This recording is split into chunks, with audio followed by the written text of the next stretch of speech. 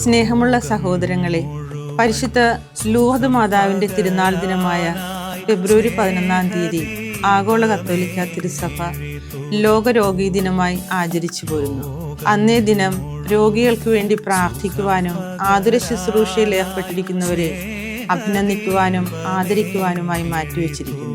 ഈ വർഷം പരിശുദ്ധ പിതാവ് ലിയോ 14 മാർപ്പാപ്പ നമ്മോട് ആവശ്യപ്പെടുന്നത് രോഗികളോട് നല്ല സമറിയാക്കാരന്റെ മനോഭാവത്തോടെ, അതായത് കരുണാർദ്രമായ അനുകമ്പയോടെ വർത്തിക്കണമെന്നാണ്.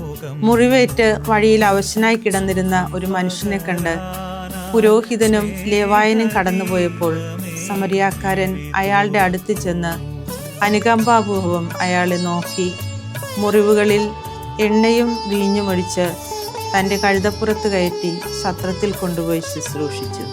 നല്ല സമറിയാക്കാരനിലൂടെ സ്വർഗീയ സമറായനായ ഈശോ നമ്മോട് ആവശ്യപ്പെടുന്നത് മറ്റുള്ളവരുടെ വേദനകളെ സ്വയം ഏറ്റെടുത്തുകൊണ്ട് അവരെ ശുശ്രൂഷിക്കണമെന്നാണ്.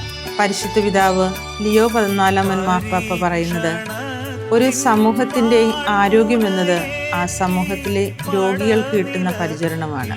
അതുപോലെ തന്നെ പിതാവ് നമ്മെ ഓർമ്മിപ്പിക്കുന്നു, ആതുര ശുശ്രൂഷയിൽ ഏർപ്പെട്ടിരിക്കുന്നവർക്ക് നല്ല സമറിയാക്കാരൻ്റെയും സത്രം സൂക്ഷിപ്പുകാരൻ്റെയും മനോഭാവം ഉണ്ടായിരിക്കണമെന്ന്.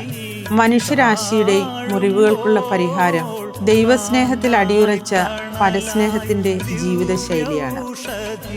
ഇന്നത്തെ ഈ ദിനത്തിൽ സൗഖ്യദായകനായ യേശുവിൻ്റെ കരസ്പർശം എല്ലാ രോഗികൾക്കും ഉണ്ടാകട്ടെ എന്ന് പ്രാർത്ഥിക്കുന്നതോടൊപ്പം ആതുര ശുശ്രൂഷയിൽ ഏർപ്പെട്ടിരിക്കുന്നവരെ പ്രത്യേകമായ വിധത്തിൽ അഭിനന്ദിക്കുകയും ചെയ്യുന്നു.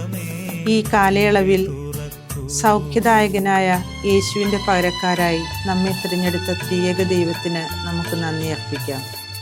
എല്ലാവർക്കും ഈ ദിനത്തിൻ്റെ ആശംസകൾ നേരുന്നു. ഈശോ നമ്മിൽ വാഴട്ടെ.